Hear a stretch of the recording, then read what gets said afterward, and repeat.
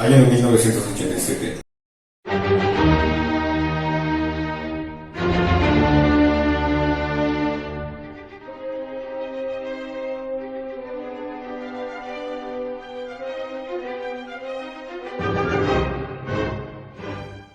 ¿Hubo fraude o no hubo fraude? Por supuesto que no hubo fraude. Pero ¿cómo no va a haber fraude, señor ¿Sí? Salinas? A ver, se cayó el A ver, sistema, se sí. tardaron 6 días Ajá. para los resultados Ajá. finales. 1.762 casillas, muy en el estilo soviético, fueron con 100% del voto a favor del PRI.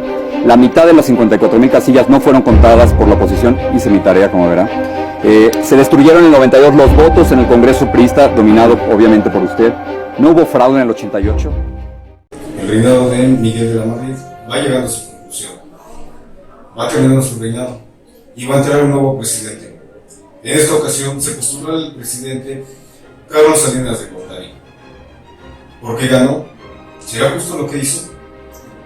En esta ocasión, en este año, junio de 1988, se hizo las elecciones a través del sistema de cómputo.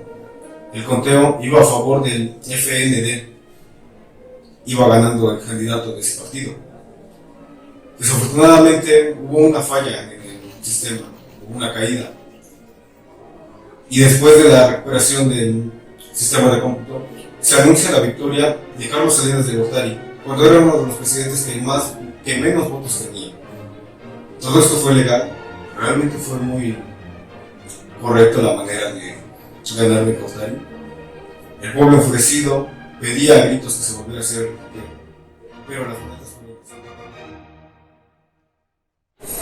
En 1990, durante el periodo de Carlos Salinas de Gortari, se creó el Fondo Bancario de Protección al Ahorro, el cual básicamente hizo que la deuda privada pasara a ser pública.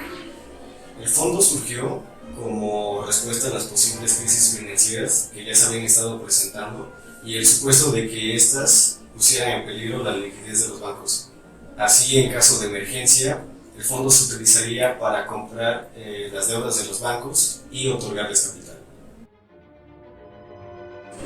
1 de noviembre de 1991, en su tercer informe, Salinas anunció la decisión de impulsar una reforma a la Constitución y a las leyes en materia agraria. Es así como en febrero del siguiente año se expedió una nueva ley reglamentaria al artículo 27, que consistía en la repartición de tierras a los campesinos, a fin de otorgarles la posesión legal de su espacio de trabajo. Esto abrió las tierras y el campo mexicano a las empresas privadas, y se le consideró un paso necesario para la entrada de México al Tratado de Libre Comercio de América del Norte. El objetivo del Tratado de Libre Comercio de América del Norte es beneficiar a 3 países que lo suscriben: México, Estados Unidos y Canadá. Este acuerdo es un documento global que establece las reglas para la comercialización y inversión entre Canadá, Estados Unidos y México. Este documento incluye 8 secciones, 22 capítulos y 2.000 páginas. El acuerdo fue firmado en 1988 por Canadá y Estados Unidos, y en 1991 se llevaron a cabo las negociaciones. Fue suscrito por el primer ministro Brian Mulroney de Canadá, el presidente de Estados Unidos George Bush y Carlos Salinas de Gortari en 1994. 1 de enero de 1994, el día que entró en vigor el Tratado de Libre Comercio, el Ejército Zapatista de Liberación Nacional organizó en el estado de Chiapas una rebelión armada que duró 12 días. Debido al despojo de tierras en las zonas indígenas y el empobrecimiento de las entidades marginadas. Este conflicto concluyó con la firma de los Acuerdos de San Andrés en 1996 sobre el derecho a la cultura indígena, lo que dio pie a la fundación del Congreso Nacional Indígena. En 1989 se decretó la privatización de Aeronaves de México y Mexicana de Aviación, así como algunos otros ingenios azucareros. En 1990 se privatizaron Teléfonos de México, Mineras, Cananea, algunos otros ingenios y algunas plantas de industrias con azúcar. En 1991 se privatizaron 3 empresas acereras, una compañía de seguros, la fábrica de carros de ferrocarril y algunas otras empresas. Además de que se privatizaron 18 instituciones de crédito. Algunas de estas fueron Bancomer, Banamex, BCH, Somex, Banorte, Banco Internacional, entre otros. Año de 1994. Ahora el reinado de Gortari estaba llegando a su conclusión y entraba para el Partido Revolucionario Institucional el candidato Luis Donaldo Colosio, gran presidente, gran futuro presidente que hubiera podido ser. Lo asesinaron. ¿Por qué motivos? Creo que tenía uno de los mejores motivos, era una de las mejores personas. Pero tristemente, 23 de marzo de 1994, mientras Luis Donaldo Colosio daba su discurso motivador, fue asesinado. Realmente había motivos. Era del Partido Revolucionario Institucional, era candidato de ese partido. Pero se dice que el propio partido lo mandó a callar. Realmente tenía otros ideales.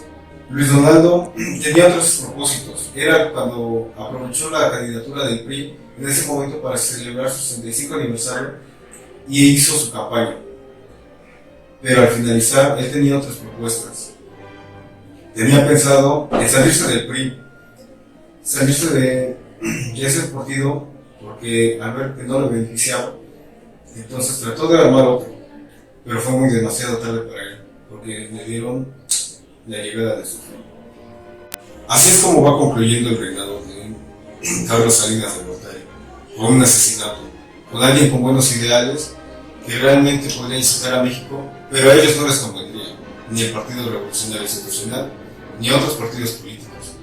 Es por eso que le dejaron su siguiente sucesor, que hablaremos de eso en otra ocasión. El 20 de diciembre de 1994, los mexicanos despertaron con la noticia del llamado 9 de diciembre. Este error fue resultado de la falta de reservas internacionales que provocaron la devaluación del peso, fugas de capitales, falta de liquidez y aumento de la deuda del país. En sí, este suceso se refiere a las acciones que emprendió el entonces entrante en la hacienda Jaime Serra. Este decidió, presionado por la falta de reservas, devaluar la moneda un 15%. La información se difundió y hubo una inmediata fuga de capitales. Estados Unidos intervino, hizo un préstamo a México de $20 millones, pero con la condición de elevar todos los intereses.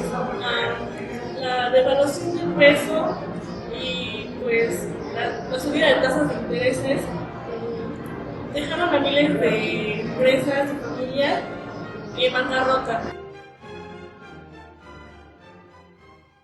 Una armada que duró 12 días. Debido al arrebatamiento, ¡Producción! ¡Producción!